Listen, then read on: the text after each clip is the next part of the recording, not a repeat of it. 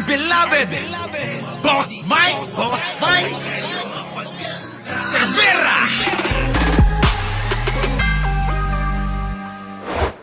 Vlogger, binanatan. Oo. Ang matindi rito, PBBM vlogger ito. Binanatan si Martin Romualdez. Grabe naman to. Yari ito sa mga Martinico. Sa mga hindi nakakaalam ng Martinico, Martin at ko. Pinagsama. Sabi ni Walo, ikaw ang pasimuno neto. Ikaw ang nagbunyang ng bank accounts nila. Uy! Wala akong kinalaman dyan. Ikaw talaga. Eto na.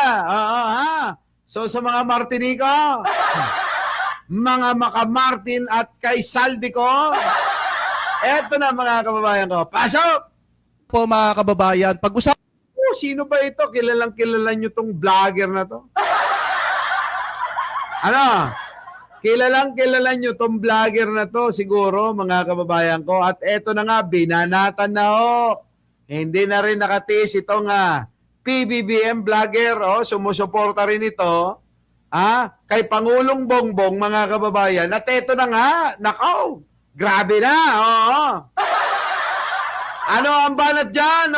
Jake Magnus, pasok! po natin itong isa sa pinakamatinding katanungan ng mga kababayang Pilipino po natin, kung bakit nga ba patuloy na pinoprotektahan ng ombudsman ito pong si Martin Romualdez. Nako! Oo nga! Boying, bakit nyo ba pinoprotektahan niya si Martin? Grabe kayo Ano ba yan? Party-party ba kayo? Nako, mga kababayan, matindi yan Oo, bakit nga ba pinoprotektahan ni Boying itong si Martin Romualdez? Grabe, ang tindi ng banat ni Jake dito. So ngayon, ayon po dito sa nakita po nating balita, galing po sa latest news, sabi po dito mga kababayan, bakit patuloy na pinoprotektahan ng ombudsman si Martin Romualdez sa patuloy na paglabas ng pangalan ni Martin Romualdez sa iba't ibang testimonya at dokumento kaugnay ng flood control projects anomalies, kapansin-pansin ang pagiging maingat ni Ombudsman Boying Rimulya sa bawat pahayag na may kinalaman sa dating House Speaker. Malinaw ang pagkakaiba ng kanyang approach, depende sa taong sangkot. Sa ilang senador, mabilis ang kanyang aksyon, diretsahan ang pagbabanggit ng pangalan sa media at may mga kasama pang babala sa posibleng kaso. Pero kapag si Romualdez na ang pinag-uusapan, nagiging mas technical ang tono. Madalas banggitin ang kawalan umano ng paper trail o kakulangan ng direktang ebidensya at posibilidad na negligence lang ang usapin mga kababayan. Ako mga kababayan na to, sinasabi ko ninyo Barsaga, nandiyan ka ba? Hindi ko kilala yung Martin. Ayop ka! Pinasaya mo ako! Sabi rito, hindi ko kilala yung mga yan, Martin at Saldi. Walang yaka. Eto na nga, si Jake Magnus, binabanatan na. Hindi totoo naman, mga kababayan ko. Bakit ba laging yun ang sagot ng ni Boying Rimulya, walang paper trail, ganyan. Bakit di nyo pa uwi si Saldi ko? Mga kababayan, ang gusto nating katotohanan Yun nga yung ibinabangga natin sa mga DDS. Gusto natin ng katotohanan. Ang katotohanan nga, nasa katauhan ni Saldi ko. Dinimanda nyo na, pinris nyo na yung ari-arian, bakit hindi nyo pa uwi para magsalita? Matagal ko naman na sinasabi kay Nino Barsaga na si Saldi ko lang ang makakapagturo at makakapagpatunay na si Martin Romualdez talaga ang kumukulimbat ng pera na minsan binibigay kay Nino Barsaga.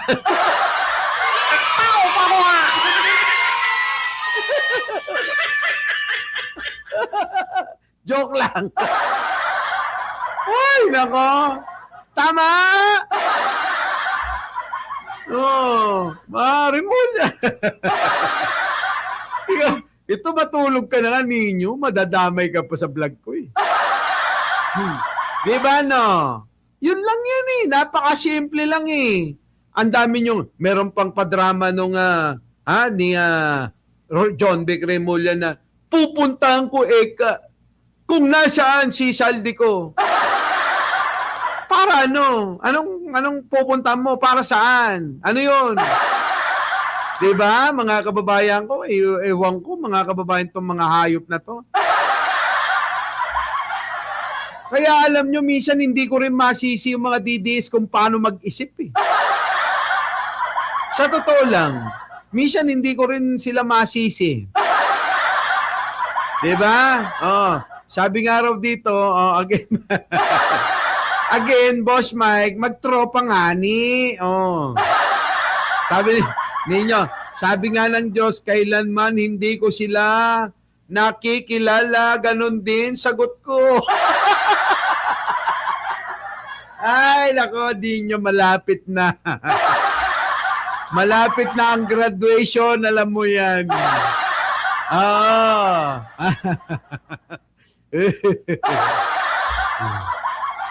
Ninyo ano ba siya yo? Sobre o paper bag? Ninyo ano sa'yo? Sobre o paper bag? Kasi may ganun daw eh, from dun sa, nadideliveran daw ng maleta, nagbababa, ibababa yung paper bag. Paper bag, dun sa mga handler na, huwag kang tumanggihay. Nino Barsaga. Handler to, handler.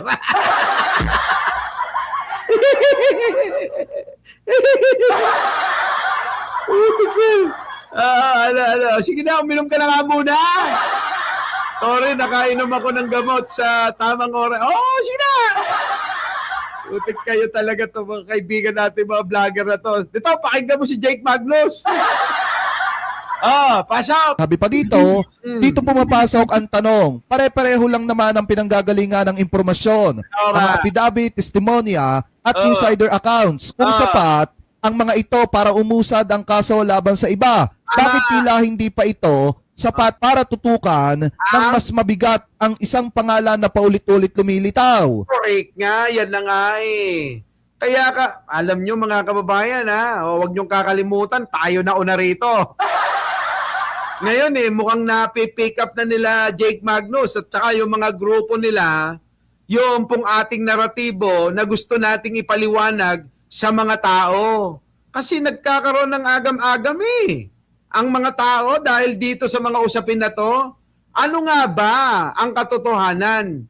Bakit nga ba hindi mabanatan ni Martin Romualdez si Saldico at bakit hindi pa uwiin ni Boying Remulla at ni John Vic Remulla ito hong si Saldico para once and for all magkaalaman na.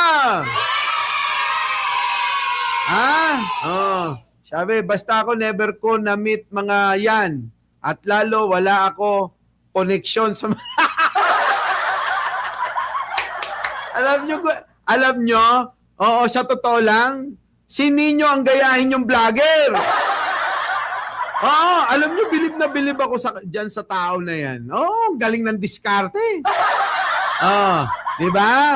Yan, mga kababayan ko, Ito na. Pasok! Dagdag pa rito ang pagpasok ni Tingog Party List, Representative Jude Asedre, na kaalyado ng pamilyang Romualdez na nagsabing wala umanong liability ang dating speaker base sa ICI findings. Problema, hindi pa inilalabas sa publiko ang naturang report. At naisumiti pa lamang ito sa ombudsman. Hindi rin malinaw kung paano ito nakuha ni Asedre. Naku, bakit nga naman ganon? Pero alam nyo mga kababayan, si Congressman Asidre, si Jude Asidre, mabait po yan. Mabait. Diba mga kababayan ko, mabait Kaya lang bakit nga ho ba ganon? Hindi naman siguro natin may iwasan mga kababayan. Siyempre, diba? Dahil dito sa nilabas na pasabog neto si Toby Chanco, kailangan nila ng pangbangga. Kaya binabangga ngayon, yung malinis daw di umano si Martin Romualdez sa issue ng korupsyon na ginawang investigasyon ng ICI. Di ba, mga kababayan ko? Syempre. Bata ni Martin eh. Alangan naman na ang gawin ni Congressman Judah Sidri eh. Alangan naman ang ilabas niya eh. Ikakapahamak ni Martin. Syempre hindi. Oo, di ba? Sige, pero mabait yun. Kaya hindi may iwasan ang tanong, paano nagkakaroon ng access ang isang kaalyado sa isang sensitibong dokumento? At bakit tila mas nauuna pa ang depensa kaysa po sa opisyal na linya ng mga investigador? Habang lumalalim ang usapin, may mga testigong nag-uugnay kay Romualdez sa galaw ng pondo kabilang ang umano'y cash deliveries at impluensya sa budget allocation, pero sa kabila nito, tila nasa gilid pa rin siya ng investigasyon. Correct, mga kababayan ko. Bakit nga ba? Nakakaladkad tuloy pati pangalan nung si Congressman Asidri. Di ba? Hirap, mga kababayan nito. Sige, tuloy. Mas lalo pang nagiging kahina-hinala ang sitwasyon ng amine ni Romulia na nakausap niya si Romualdez at fraternity brad niya ito sa UP Upsilon, Sigma Pi. Kahit sabihin pang hindi dapat maapektuhan, hindi ito nakakatulong sa perception ng tao. Ay, teka. Pero alam nyo, mga kababayan, may punto si Jake Magnus dito Sabi ni Nino Barsaga, Boss Mike, sino ba yung Martin at Saldi na yan? Mga gwapo ba?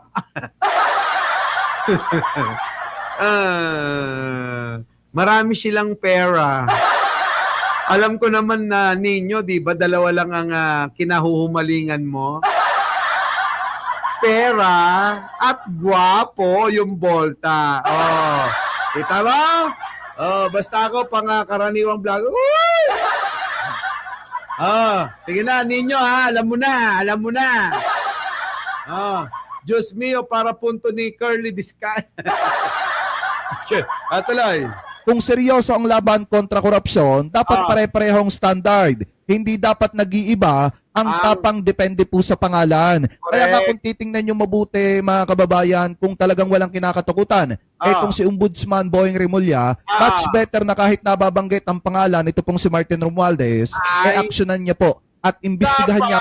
Ganun naman. Alam nyo, mga kababayan, sang-ayon ako rito kasi Josie Campana, PM mo ko dun sa sang-ayon ako dito kasi alam nyo, tayong mga Pilipino, katotohanan yung gusto nating malaman at maipakita sa mga tao eh. Kayo ba'y ayaw nyo ng katotohanan? Di ba? Katotohanan kasi, mga kababayan, ang magpapalaya sa ating lahat. Siya, lalo na ito. Katotohanan, magpapalaya, sinabi ko, sa kahirapan. Kapag nalaman natin ang totoo na si Martin pala ang dumudugas ng sandamakmak na pera, abay makakaraos na tayo at makakalaya tayo sa kahirapan. Kung si Martin talaga, mga kababayan, kung malinis naman, di si Sara lang talaga magnanakaw. Tama, mali, mga kababayan ko. Tama?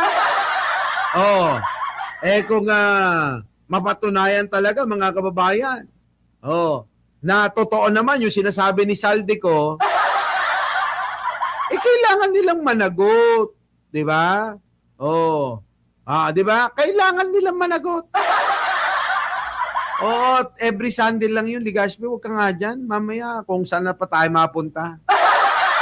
Mga kababayan, etong patungkol po kay Martin Romualdez kasi paulit-ulit na babanggit at lumalabas yung kanyang pangalan. So kung kayo ang tatanungin, mga kababayan, dapat bang seryosohin ang investigasyon patungkol po dito kay Martin Romualdez?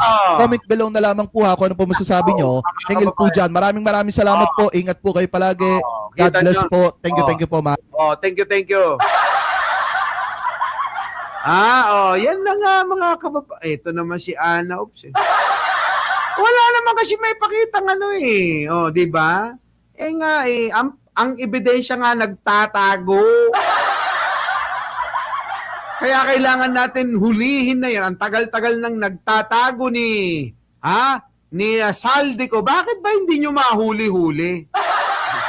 Ako mga kababayan, nagtataka rin ako. Kasi kung tutusin, full force ang lahat ng puwersa ng gobyerno ng Pilipinas para mapauwi ang isang nag-iisang saldi ko lang. Para sa katotohanan, malaman natin ang totoo. Para hindi ho magkaroon ng agam-agam ang katulad namin. Kung ano ba talaga totoo sa inaakusa ni saldi ko. Pinauwi nyo na sana. Diba ho, mga kababayan?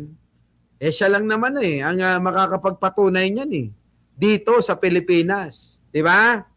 O, tsaka natin bugbugin. Bugbugin ng batikos, mga kababayan. Diba? Siya talaga, mga kababayan, ang makakapag yan, agree with you. Yan, opo. Masyado na kasi guilty. Ang tagal na ho nagtatago Anong ginagawa ng opisina ni Boying Rimulya? Yang ombudsman, ano ang ginagawa ng opisina ng DILG? Kapatid niya rin. Sino? John Vic Rimulya. Anong ginagawa ng NBI, ng PNP, o AFP, DFA? Ang daming sangay ng gobyerno na magtutulong-tulong sana para mapauwi si Saldicot. Magsalita na ritong hayop na yan. Diba, mga kababayan ko? Yun. Nandito na nagising sinabi. Nagtatago na si Gutesa sa pilukan ni Walastik. Diba? Yan lang yung natin, mga kababayan. Kaya late na to sinabi, sayang. Dami ko pa naman tatalakayin. Bukas na yung iba, para meron tayo. So, paano, mga kababayan ko? Kanya-kanya huuli tayo. Muli, mga kababayan, maraming salamat sa inyo pagsama ngayong gabi. Nagugutom ako. At syempre, mga kababayan ko, ako po muli ang inyong lingkod, Mike Cervera po, laging nagsasabing, mahalin natin ang ating kapwa, ipagdasal po natin lagi ang ating bansa. Magandang umaga, magandang hapon, at magandang gabi sa mandako ng mundo. Naroon kayo, syempre, magandang buhay na rin para sa ating lahat. Maraming salamat po. Our beloved Boss Mike Cervera.